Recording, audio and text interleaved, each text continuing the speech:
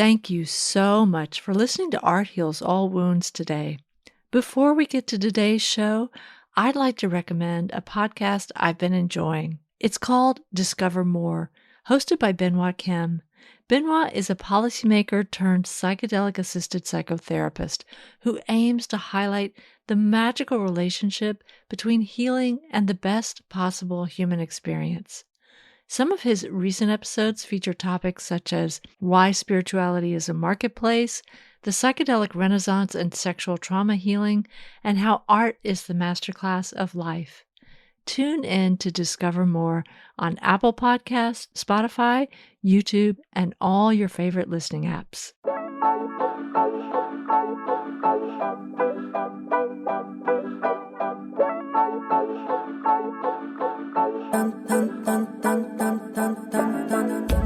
Do you want to change the world?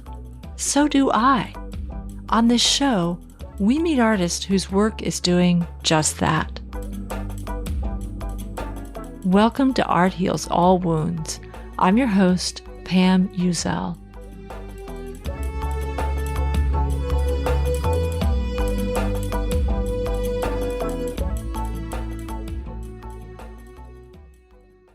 This week, we're featuring an artist in the Agents of Belonging miniseries who also kind of brings us back to the very first miniseries of this season. If you've been following along, that miniseries was called Seeing is Believing and featured artists whose work was creating a fresh perspective on something or really making visible subjects that need more attention. The guest on this week's episode has been on a mission to see herself. Alleluia Panis is a dancer and choreographer, and from an early age, she's collaborated with others to create dance, art, and stories that reflect her experience as an immigrant. Alleluia and her family immigrated to San Francisco from the Philippines when Alleluia was a young girl.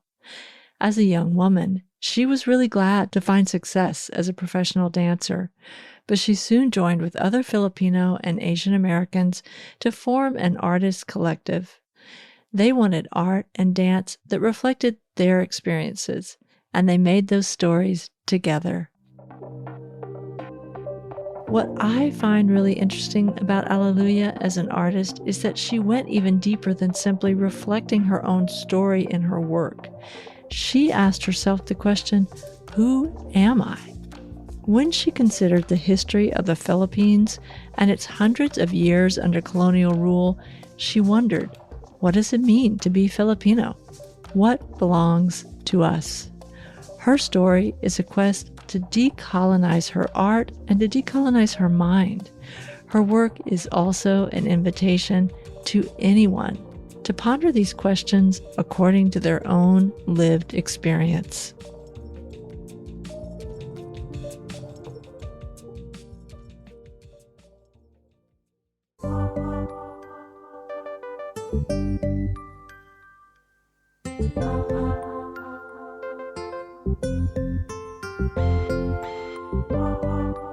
Alleluia Panis is an American Filipina director, choreographer, and nonprofit arts leader.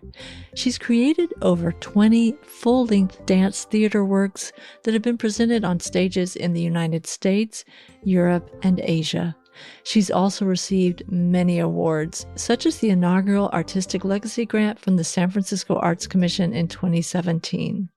Alleluia is the artistic and executive director of KULARTS, the nation's premier presenter of contemporary and tribal Filipino arts.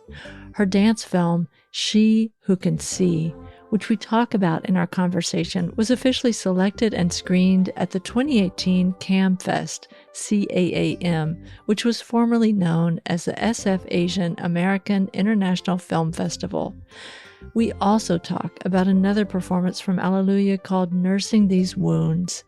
These projects expand on Alleluia's ongoing development of a community-based ritual and ceremonial language that allows diasporic Filipinx people to create a space of belonging. Hi, Alleluia. Thank you so much for being on Art Heals All Wounds. Can you start by telling us who you are and what you do?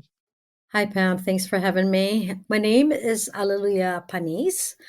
I'm a choreographer, was a dancer and cultural worker and a community artist in San Francisco. Ah, that's a lot.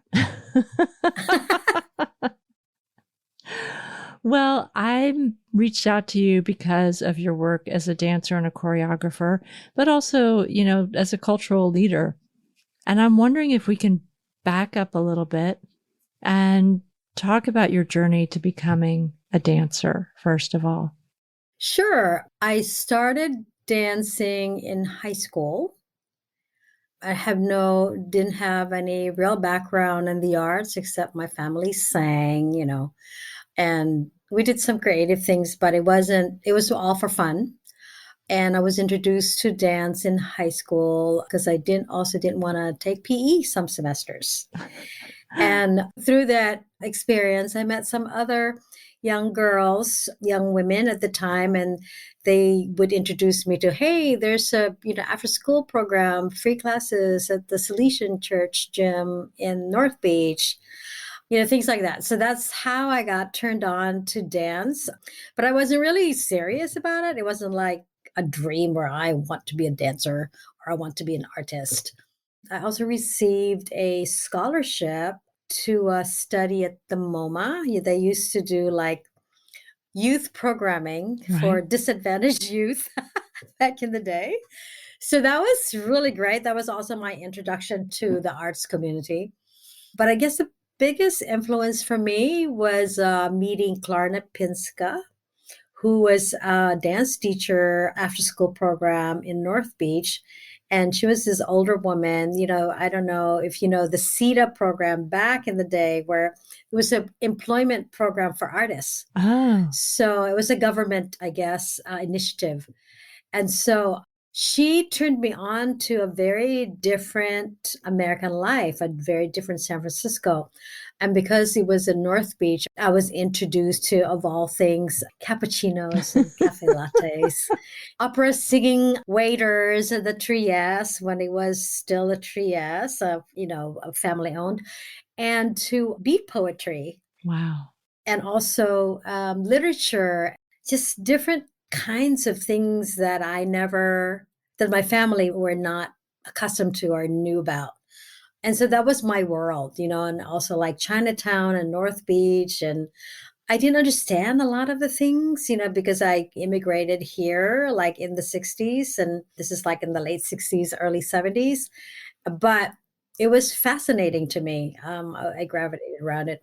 And then I really got involved with dance after high school and started taking classes at different studios. So that's kind of like my training, and then got into different companies. Well, also Klarna was, she was like a little missionary of dance. We would perform in like different schools. We were these high school girls, we were the big girls, and then we would perform in elementary school and middle school. So that's how I got introduced to performance. And I didn't have any dance training, and some of the other girls had dance training, but Klarna needed folks. So that was my first days of performance. And then after high school, I actually went on, like I said, to study with different teachers and auditioned for dance companies and getting into dance companies and performing for other folks, for other choreographers. That's kind of amazing, though, that you took a class to get out of PE and it became your life's work. That's a great story. I love that. So, I've been watching as much of your stuff as I can online, and it is beautiful dancing, but there's such powerful storytelling. And I'm wondering if you can talk about what stories appeal to you when you are thinking about creating a performance? Well, first, when I was a working artist, I was a working dancer, is what I should say. I actually got into the opera ballet. Mm. San Francisco has one of the best operas in the world. And so I was actually shocked that I got the job.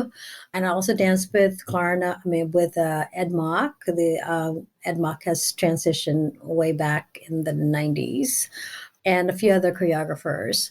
But what I love, and I love doing it, but one of the things that really was missing for me as an artist was that I didn't feel that my stories were being told, or like it wasn't a firsthand experience. I mean, I love doing the dances by other people, but I felt like there's something missing that was lacking.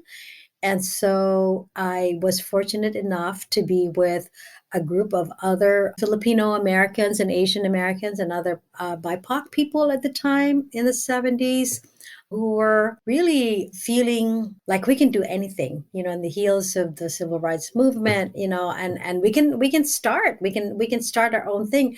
And so that really was a kernel of the concept that if we don't see it, then we can make it for ourselves. And that's not just like stories, but also kind of like emotions, that you're a young person is like, well, I don't see happiness or sadness or whatever, in that way. I see it in this way. And I think primarily, kind of like the whole idea of being an immigrant and the lived experience, I wasn't necessarily seeing that on stage. And so we actually started a little artist collective in the south of Market back in the 70s. And it was great joy to be able to be with a group of young people that don't know any better and just like, let's just do it. This, sheer kind of like, wanting to do something different and representing our lives on stage. And we had nothing, we had no money. We would get gigs and we'll get $20 a person, So, but it was okay. I mean, of course, life was a lot cheaper back then, but it was just like the love of creating, that joy that actually grew into what I've been doing all these past decades. And so it's fairly recent, I should say, well, recent in context of how long I've been doing this, 40 years of really kind of focusing on immigration stories, like at some point, maybe of course, I was aware of it, that I wanted to tell stories from my perspective and what I feel are that it is from my perspective and it's keeping me awake at night, that other people also would resonate with it. So that I find that when I say that to people, because they always ask me same question, what inspires you? What made you think that you can choreograph, you can do things, or that this particular subject is the right subject, or this particular story is the right story? And really, from the beginning, it was all like, if it's really keeping me awake at night, other people will resonate with it. I'm just going to have to do my best, and people will see it.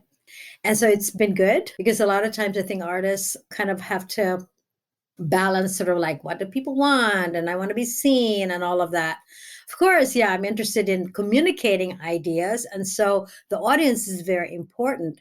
But the kernel of a concept is always something that I keep saying keeps me awake at night. And there's a fire in my gut. And I just want to learn more about it. And then the research happens. And so in the past, let's say, maybe starting in 2000s, I started to do collaborations with other people. 1998 was 100 years of the United States buying the Philippines from Spain. And so the thing that resonated with me, that I was asking the question, was that how did we lose so badly? And also because I have heard over and over again that the indigenous fighting warrior arts is more excellent, or par excellence.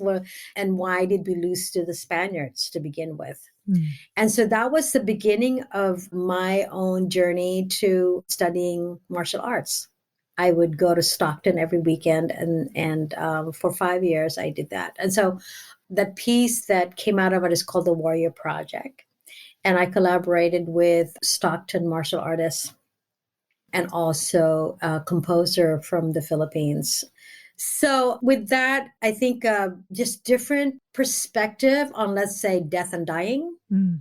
So then the research is like, what do indigenous people do? What are our practices? What are the practices that seem to be, Christian practices? Are they Christian? Are they indigenous? What are the superstitions, right? If you smell the scent of candle, like out of nowhere, that means that somebody is going to die. Mm. Just those kinds of things, like that I would draw inspiration from. And my idea is like, or my process is that I will do research and listen and get information without really deciding yet of what the piece is going to be. So it's all kind of information gathering. So then the piece begins to define itself. And then I get to the studio, and with the dancers, they then also develop and define it. Well, we first developed the vocabulary for this particular piece, and then we create characters, and then we create the piece. But the research is so important. The kernel, the idea is so important first, and then the research. In the past, let's see, 2014, the idea that resonated with me were immigrant stories of hearing about particularly women who are able to see spirits, who are able to Mm. see the future. And so the title of the piece was She You Can See. And, my question was that how can these women or men who are college educated, maybe born and raised in the United States, some of them, second, third generation, can still see, in this way? So that was my query. And then I was able to meet with several women who have a history of shamanic history within their family, and also what immigration and what Western society, how this is looked upon, and the conflict Mm. within oneself, or the conflict with family and society, and to also kind of just better understand, right, this experience, because a lot of people that I got to know really did not want this gift. It's actually a curse. And then they would self medicate, whether it's alcohol or drugs or whatever, because it's such a huge responsibility. And people think that they are also insane, that they have mental illness. So all of those complexities, right, I would have to consider in creating a piece. Mm. Those are kind of like certain cultural norms, or that doesn't quite fit within the Western context. And then I started to really look into immigration and what makes people want to immigrate to the United States, and what are the jobs, because a lot of the immigration, Philippine, at least immigration, is economic. Mhm. And so looking at like on a history of when the Filipinos started to come here, which is the early part of the last century, and how it really served more what is needed in the United States, right? Whether it's the agricultural industry that was just like happening, right, in particularly California, Hawaii, and all of that, and Washington and Alaska, where they needed manpower or people power to develop these industries, or nurses, or so that was more intentional. And I'm like, okay, let me do something that has something to do with immigration. Mm. And so I started out with Manong SDT, which is like the first wave of workers who worked in the fields. And then the next one was the nurses. What was the name of the one of the nurses? That one was amazing. It's nursing these wounds. Yes. Yeah. And that one was like, I started formulating or thinking about the piece in 2018. And then in 2019, it started to like, okay, so what do we do? And then we wrote a grant to support it. And it was 2020, and it was in the middle of, or the beginning of, the pandemic. And, it's like, wow, how did this happen? Right. Right. So we finished the first iteration of it last year, and it was performed at Brava for Women in the Arts, Brava Theater, and we're going to do it again at ODC in September. Oh, that's exciting. But the other elements, okay, so now I'm looking at military, right? First it was the Navy, because you ask any Filipino, whatever, a lot of it would say, oh, my grandfather was, in the Navy, or like my mother was a nurse, just like how are people getting here? And then I thought that maybe I will expand it to the military. And what I realized was that my grandfather actually came here in the late 40s because he was part of the US Army. Wow. To basically, I guess, power the war in Korea. Wow. And then it just started to, like, I guess I come through in terms of like the different military departments, right? And how there's always kind of like, not people that don't necessarily fight the war or whatever, but they needed cooks and all the other things, the mundane things that need to be done in order to have a successful military outfit. And so, kind of just exploring that and what that means. Although of course, there are also Filipinos who had fought wars from, I think, beginning World War II, Vietnam, Iraq, Afghanistan, you Right. name it. Right. So I guess the other element besides that is resonating with me is this whole idea of dance as a form of meditation and prayer. And so I practice the indigenous ipat tradition. And this is a pre-Islamic practice of, yes, respecting or looking to nature and creating ceremony, honoring nature and the elements, the five elements, which are spirits, right? And there are spirits in every living thing. Mm-hmm. And it's not a organized religion. They don't have any temples per se.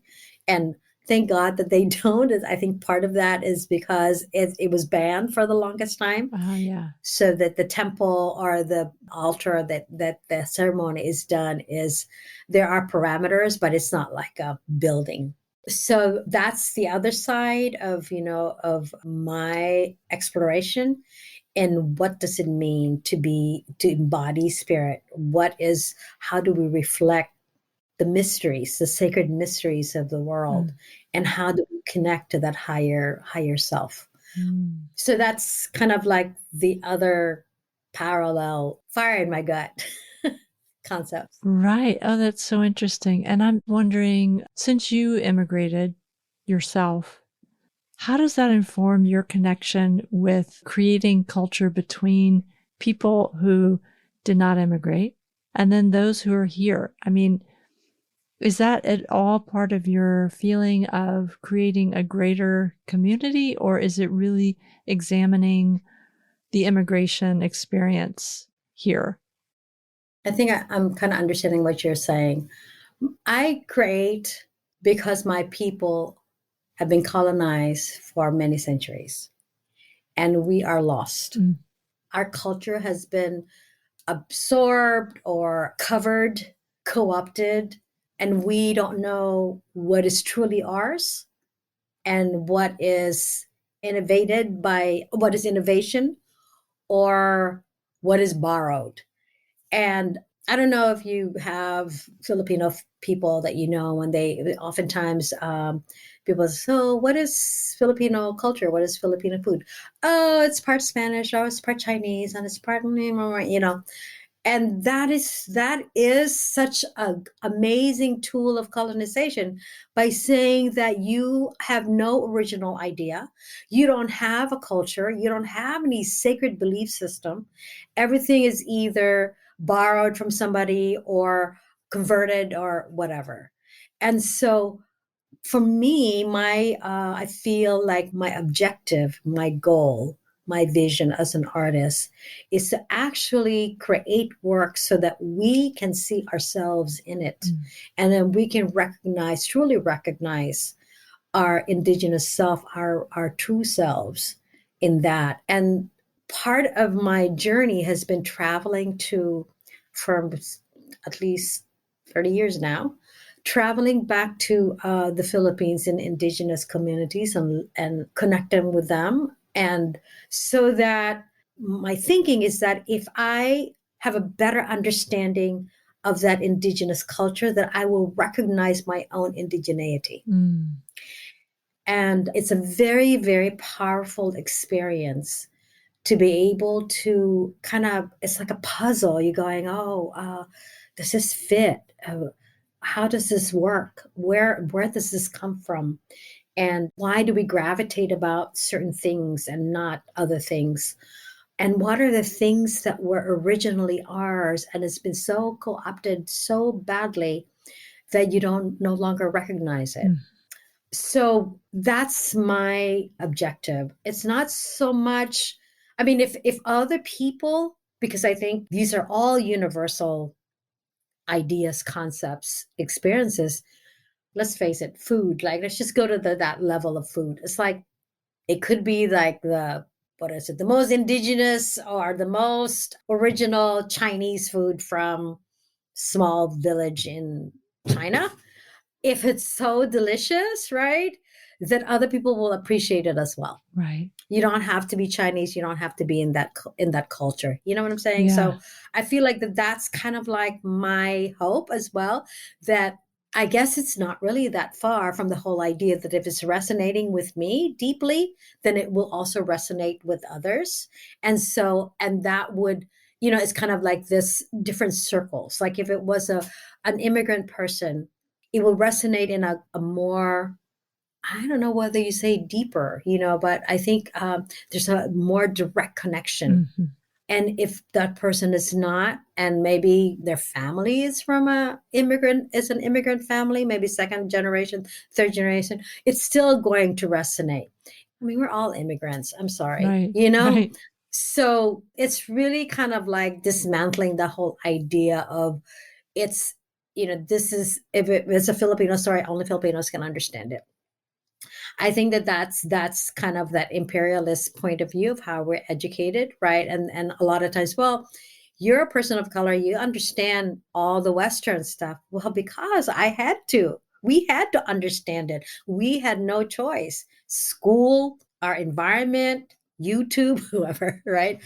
And so we become aware of our own personhood, of our own lived experience.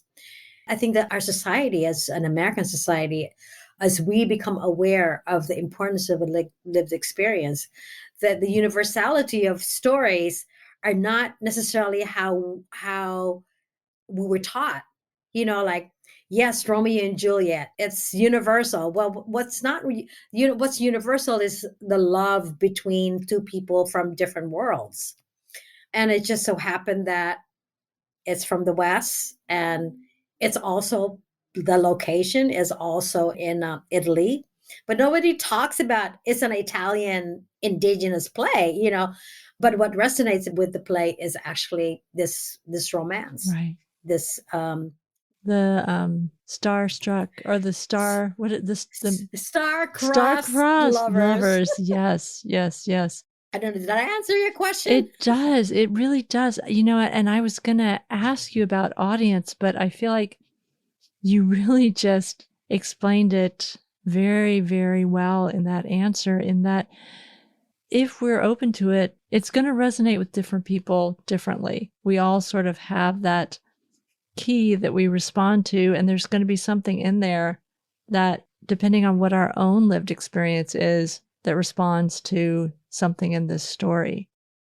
I also have to say that there will be people that will not resonate with it. And it may not be about the story itself, but it's the way in which the story is being told. Mm. I mean, stylistically, right? I mean, we don't like all fashions. I mean, we don't like all food, right? We also have a specific taste.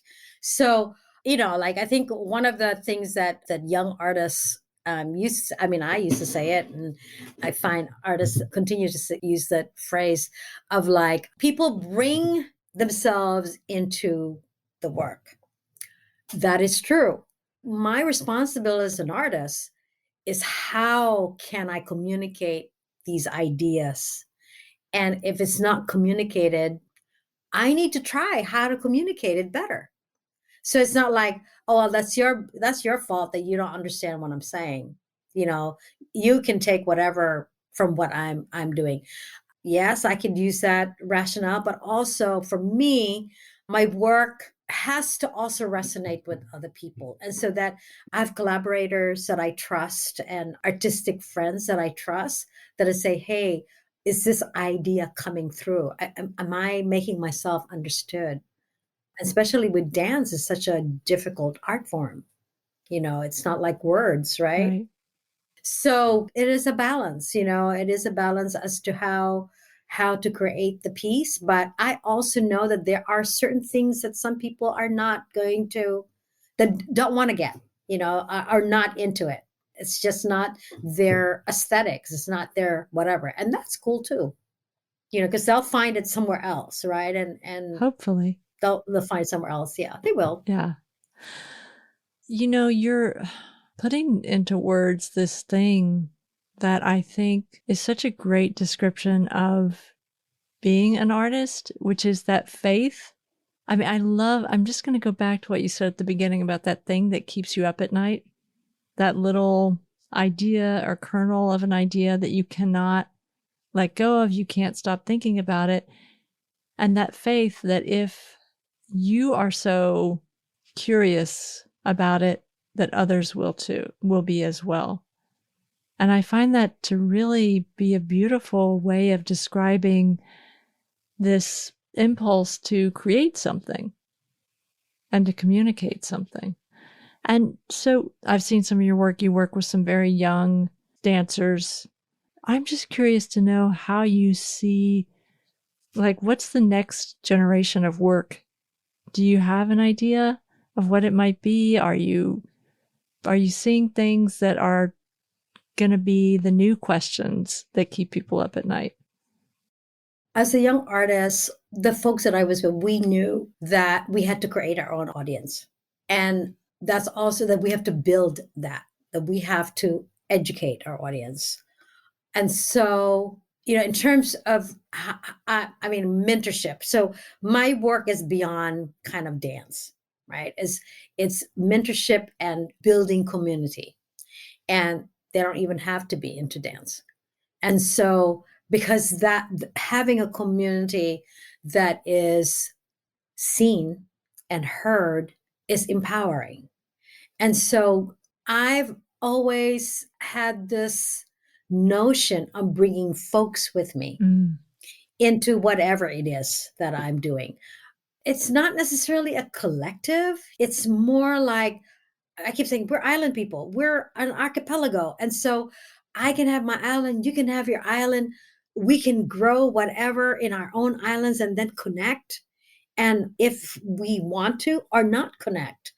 And so I feel like my goal, my mission, my thing is how to not it's not like I'm not like, okay, I want to create a dance group or a dance company or young dancers that are going to dance my work, like my technique and all of that.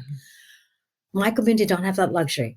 And so for me, it's like, how do I contribute to growing leaders in my community? And so that they can not be like me, like aesthetically what I do, but how do they grow into their own leadership? And that could be something really amazing that I would have never thought of. And so young people are used to be really puzzled as to, well, how can you be my mentor? How can I be your apprentice or internship or anything like that? And I say the people that helped me grow are the people who really believe that I had something to give to this world. And that is more important than creating just like them. And I hope that I do that with young people. So when you ask me, what will the dance look like? Hell, if I know. You know, what I am most excited about is how can I contribute to the knowledge so that they can, just like when I, my artistic process where I get all kinds of information, some I will never use, but I will have that in the back of my head and my back pocket. And then, like if something happens, I always have a solution because I have all the colors in my palette. And so that's what I try to uphold and provide for young people that are interested in learning in this way. It's a harder way of learning because I'm not telling them to do A, B, C. If you keep doing that, you'll find it. But the larger thing is like, how can you decolonize your mind, your ways of doing? Because it creeps up. Up to this day, I have to be really vigilant about what are the things that I am saying or doing or seeing, a way of perspective that's actually a colonized one, right? And really always asking the question. So I've put together this, it's called Tributor, where I bring young artists or even older artists, people, to the tribes in the Philippines. Because I said earlier how much it really helped me in finding myself. And I always say, listen, I want you to come with no agenda of learning a dance or rhythm, a way of painting or designing or whatever. Because in doing that and thinking that you're going to learn a specific something, first of all, it's shopping for stuff, right? Mm-hmm. And then, second of all, which is the greater issues, that you don't see the landscape, the whole landscape, the comprehensive layers of the culture. You're only looking for that particular dance, that particular rhythm of a song, that particular whatever. You need to experience the whole thing. Why do they do that step? Oh, well, because the bamboo slats kind of have this particular feel on the feet.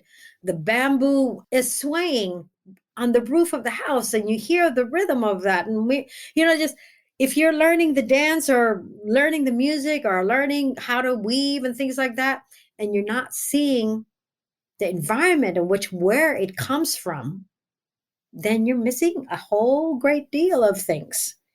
Allow that to absorb it so that when you get home, have the trust and the faith, right?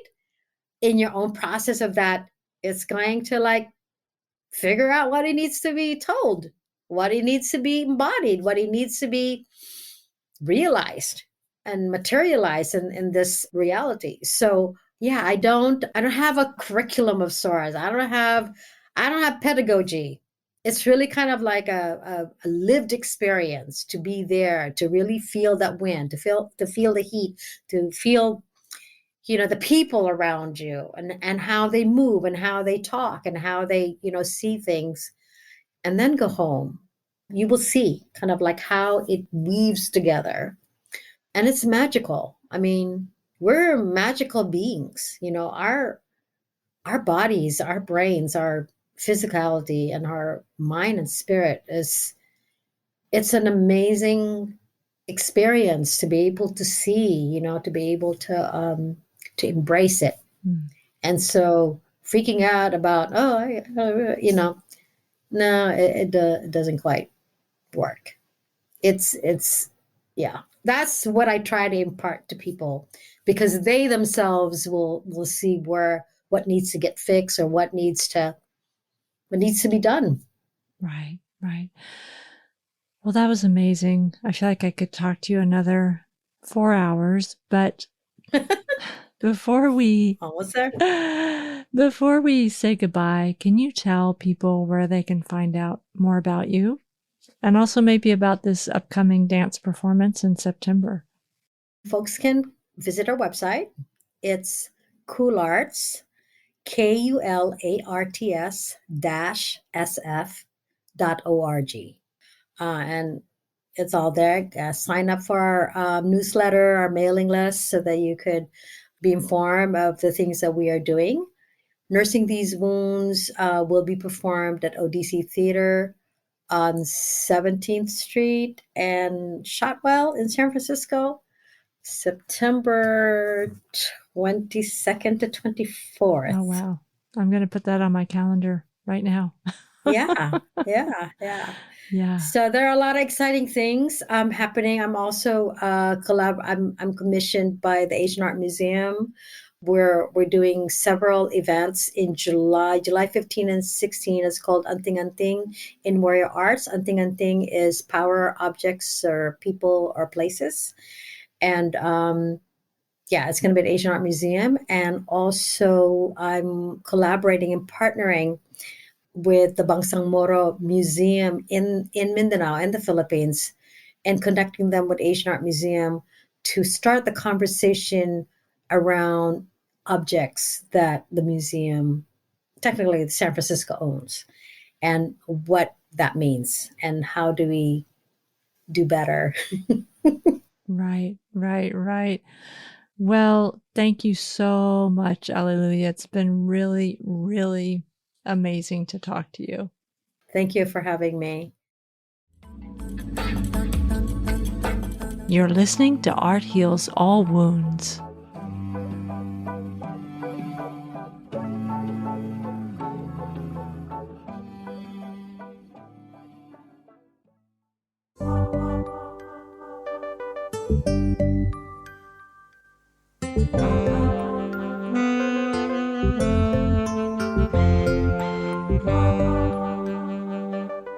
I loved this conversation with Alleluia.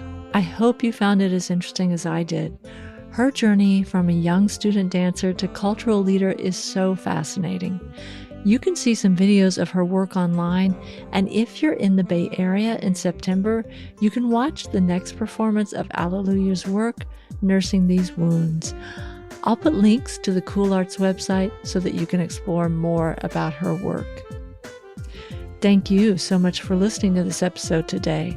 I'm so grateful to have you here. Please reach out if you have any questions, comments, or stories of your own to share. You can always find me at arthealsallwoundspodcast.com. The music you've heard in this podcast is by Ketsa and Lobo Loco. This podcast was edited by Eva Hristova. As always, this show was recorded using Squadcast FM.